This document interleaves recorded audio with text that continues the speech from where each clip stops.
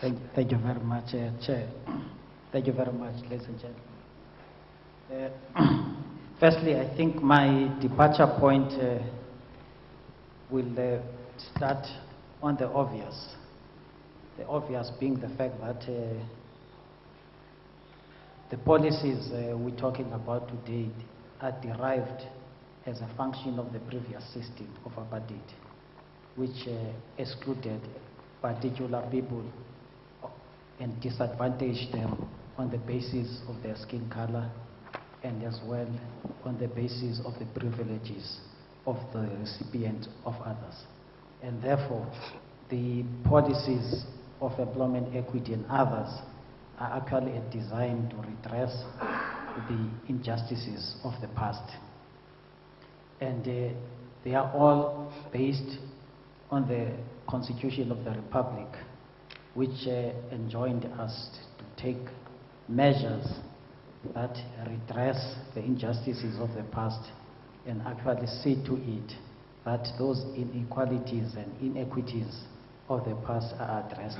So for me, I think that's going to be that's my basic plank of a departure in my submission. And secondly, to say that the concept itself that we're debating is not new to South Africa. In fact, it originates in my own reading from Canada. It was introduced by a Canadian judge in 1984 on the basis of also the injustices and the inequalities and inequities that were taking place in Canada against the Aborigines and other people. So when we actually look into this particular aspect, we should not look at it as a uniquely South African concept, but rather a universal thing. Equally so, I think the point Kashif was actually raising in terms of affirmative action itself does not just derive in South Africa. It's actually something that was originated in the debates in America, in the debates in Malaysia. So the content of our discussion should always take those aspects into account. And I don't want to go back to the origins of the Act, etc. I think they've been enunciated by the previous speakers.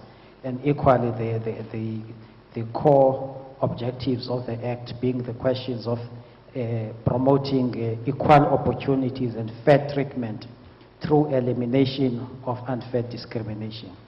And I think for us, I think these are for me the most important aspects that we should actually depart from.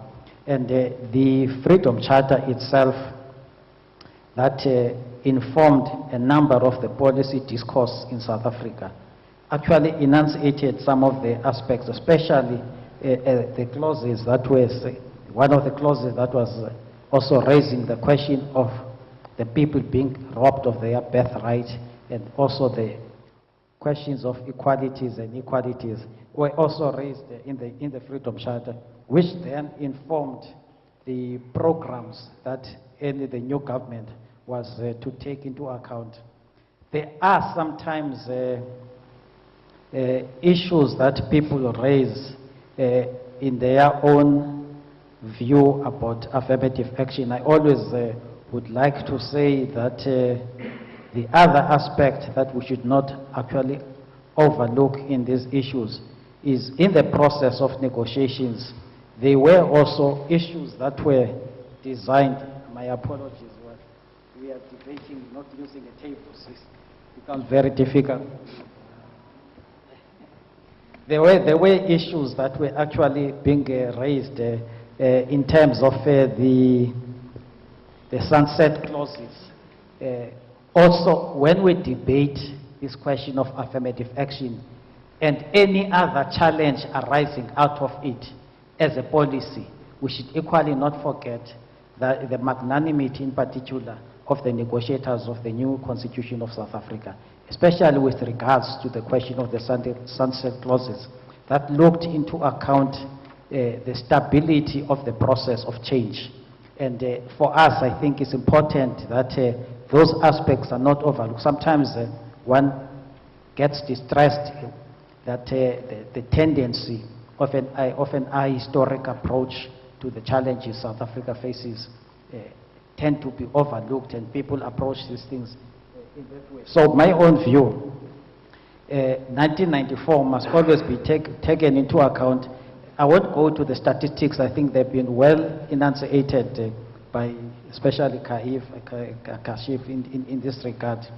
Because those statistics are instructive, that the question that has been submitted to us by IJR, ticking the boxes, if we just approach affirmative action simply on ticking the boxes, we will actually not address the fundamentals of the question, the actual transformation of South Africa itself, not mere ticking the boxes, because the transformation itself must go beyond just the box ticking, but actually address the question of affirmative action, a question of employment equity, question of redressing.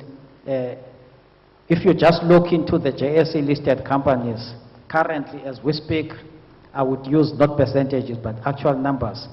3952 directors of the JSE listed companies, 3311 are white as we speak. Out of 3952, 3311 are white. That on its own indicates to me a challenge that we must look into. So to conclude, Chair, thank you for your indulgence in this regard. I really want to say that the road to actual entrenchments of change and transformation and thus employment equity in South Africa should not and must never be taken as an event, but a process. We're just at the beginning. Thank you.